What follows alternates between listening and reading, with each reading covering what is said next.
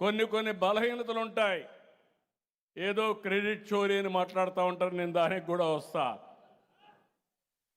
ఏదైతే మన భూమి దగ్గర 700 కోట్ల రూపాయలు ఖర్చు పెట్టి సర్వే రాళ్లపైన ఫోటో వేసుకున్న దుర్మార్గులు ఈ రాష్ట్రంలో ఉన్నారంటే ఇది ప్రపంచంలో ఎక్కడా జరగని విషయాలని చెప్పి కూడా నేను మీకు తెలియజేస్తున్నా.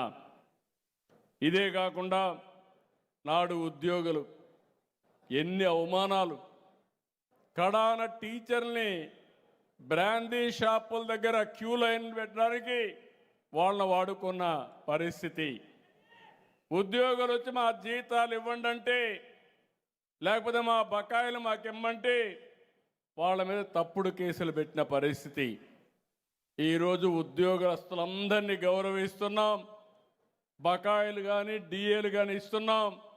మొన్న సంక్రాంతి మునుపు వాళ్ళ బకాయిలు కొంతవరకు చెల్లించి నిజమైన సంక్రాంతి ఉద్యోగస్తులకు ఇచ్చిన party Telugu Desam party, NDA party.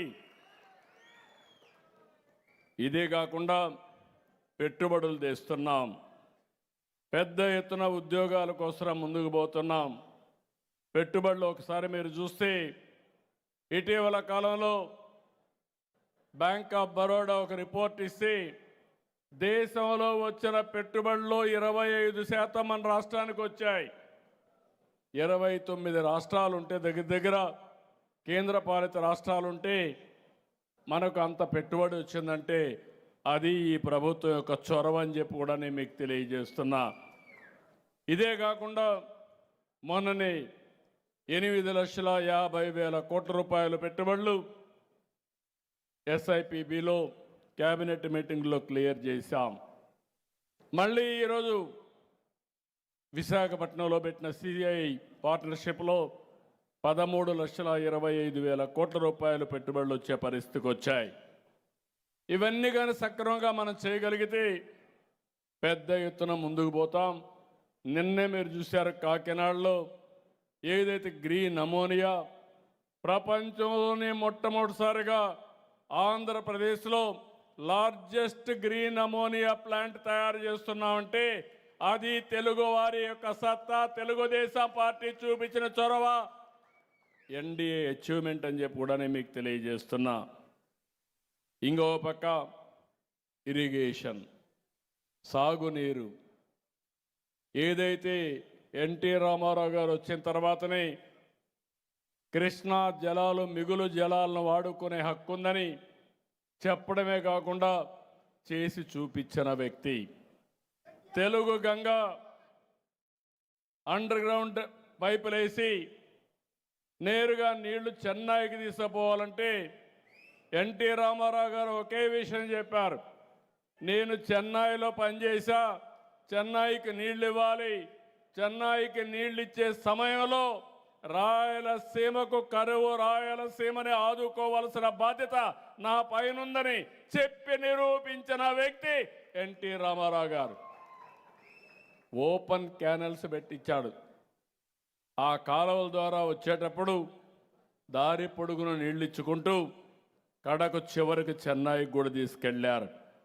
ఈరోజు తెలుగు గంగ, గాలేరు నగరి, హంద్రి నీవా, SRBC, అటు తెలంగాణలో SLBC, ఇంకో పక్క తెలంగాణలో వచ్చిన ప్రాజెక్ట్స్ అన్నిటికీ శ్రీకారం చుట్టిన వ్యక్తి, రూపకల్పన చేసిన వ్యక్తి నందమూరి తారక రామారావు గారు. ఆ తర్వాత మీరు ఒకసారి చూస్తే సమైక్య ఆంధ్రప్రదేశ్లో, తర్వాత నవ్యాంధ్రప్రదేశ్లో ఇరిగేషన్ ప్రాజెక్టులకు ప్రాణం పోయడమే కాకుండా ప్రతి ఒక్క ఎకరాకు నీళ్లు ఇవ్వాలని, నీటి భద్రత కల్పించాలని శ్రీకారం చుట్టి తెలుగుదేశం పార్టీ ముందుకు పోతున్నాం. ఈ సంవత్సరం దాని ఫలితాలు మీరు చూస్తే ఖరీఫ్ అయిన తర్వాత 950 TMC నీళ్లు జలాశయాల్లో ఉండి అన్ని జలాశయాలు నిండు కుండలా ఉన్నాయంటే అది తెలుగుదేశం పార్టీ, ఎన్డీఏ పార్టీ సామర్థ్యం అని చెప్పి మరొకసారి విజ్ఞప్తి చేస్తున్నా.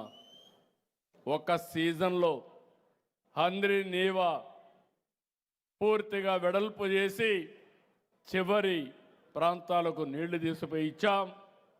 రాబోయే రోజుల్లో వెలుగొండ ప్రాజెక్టు రాబోయే సంవత్సరంలో పూర్తి చేస్తాం. ఉత్తరాంధ్ర కూడా పూర్తి చేసి మన సిద్ధాంతం ఒకటే పెట్టుకున్నాం, +3 -8 అంటే వర్షాకాలం అయిన తర్వాత భూగర్భ జలాలు 3 మీటర్ల ఉండాలి. మళ్ళీ వర్షాకాలం కంటే ముందు భూగర్భ జలాలు -8లో ఉండాలని శ్రీకారం చుట్టి ముందుకు పోతున్నాం. రాబోయే సంవత్సరం వెలుగొండ పూర్తి చేసి ప్రకాశం జిల్లాకు నీళ్లు ఇస్తాం. ఉత్తరాంధ్ర పూర్తి చేసి విశాఖపట్నం వరకు నీళ్లు తీసుకెళ్తాం. ఇది కాకుండా 2027 జూన్కి పోలవరం పూర్తి చేసి జాతికి అంకితం చేస్తాం. అంతేకాకుండా నదుల అనుసంధానం ద్వారా ప్రతి ఎకరాకు నీళ్ళిచ్చి కడాన నా జీవితాశయం శ్రీకాకుళంలో ఉండే వంశధార నుంచి ప్రకాశం మన నెల్లూరు జిల్లాలో ఉండే పెన్నా వరకు నదుల అనుసంధానం చేసి ఏ ఒక్క వ్యక్తి నష్టపోకుండా ఆంధ్రప్రదేశ్ రాష్ట్రాన్ని బాగు చేసే బాధ్యత తీసుకుంటామని చెప్పి కూడా నేను మీకు తెలియజేస్తున్నా. అల్టిమేట్గా ఆ రోజు ఎన్టీ రామారావు గారు నదుల అనుసంధానానికి శ్రీకారం చుట్టారు. నా ఆలోచన కేంద్రం కూడా తప్పకుండా చేస్తారని ఆశీభావం ఉంది.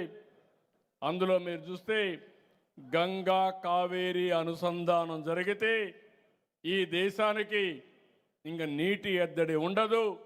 నీరు అనేది ఒక పెద్ద సంపద అని చెప్పి కూడా నేను మీకు తెలియజేస్తున్నా. ఇంకొక పక్కన ఈరోజు ఇక్కడుండే మిమ్మల్ని అందరినీ ఒకటే కోరుతున్నా, ఈరోజు ఎన్నో విజయాలకు మన పార్టీకి కారణమయ్యాం. టెక్నాలజీని అందిపుచ్చుకున్నాం.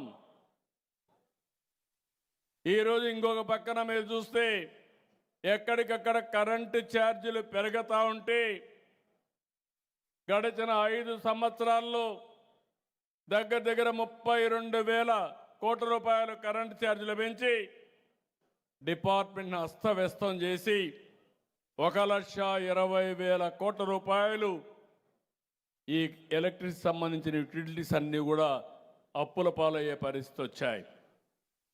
ఇంకో పక్క 4,600 కోట్ల రూపాయలు ఎలక్ట్రిసిటీ డ్యూటీ వేస్తే దాన్ని పూర్తిగా రద్దు చేశాం. నేను ఒకే మాట చెప్పాను, సమర్థత చూపిస్తాం. భవిష్యత్తులో కరెంటు ఛార్జీలు పెంచవని హామీ ఇచ్చాం. ఆ హామీకి కట్టుబడి కరెంటు ఛార్జీలు పెంచవని మరొక్కసారి మీ అందరికీ విజ్ఞప్తి చేస్తున్నా. చాలామంది అసాధ్యం అనుకున్నారు. ఈ సంవత్సరమే 39 పైసలు మనం ప్రొక్యూర్మెంట్ కాస్ట్ తగ్గించాం ఒక్కొక్క యూనిట్కి. భవిష్యత్తులో 3-4 సంవత్సరాల్లో ₹1.20 తగ్గాలని ఒక లక్ష్యంగా పెట్టుకున్నాం. దీనికోసం సూర్య గారు కానీ ఇంకో పక్కన కుసుమ్ కానీ పెద్ద ఎత్తున ప్రతి ఒక్క ఇంటి దగ్గరనే కరెంటు ఉత్పత్తి చేసుకునే కార్యక్రమానికి శ్రీకారం చుట్టామని చెప్పి కూడా నేను మీకు తెలియజేస్తున్నా. ఈరోజు మనందరం ఒకటి గుర్తుపెట్టుకోవాల్సిన అవసరం ఉంది. లాస్ట్ ఏ పార్టీకి లేనటువంటి బ్రహ్మాండమైనటువంటి కార్యకర్తల బలం ఉండే ఏకైక పార్టీ. 1 కోటి మంది సభ్యులున్నారు. అంటే 1 కోటి కుటుంబాలు కలిగినటువంటి ఏకైక పార్టీ తెలుగుదేశం పార్టీ. మీ ఉత్సాహం చూస్తే, మీ అభిమానం చూస్తే నాకు కొండంత బలం, ఇదే పెద్ద ఆస్తి.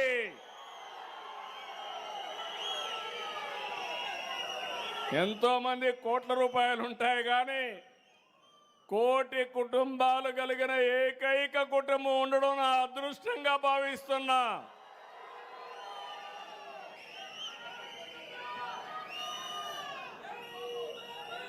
ఈరోజు నేను చూస్తున్నాను ఎన్టీ రామారావు గారు వేసిన ఫౌండేషన్ మామూలు ఫౌండేషన్ కాదు ఇది. ఎవరైనా తెలుగుదేశం పార్టీ పని అయిపోయిందంటే వాళ్ళ పని అయిపోయింది తప్ప తెలుగుదేశం పార్టీ మాత్రం చెక్కు చెదరలేదు, చెక్కు చెదరదు. 82లో ప్రారంభించాం, 2026కు వచ్చాం. ఇంకో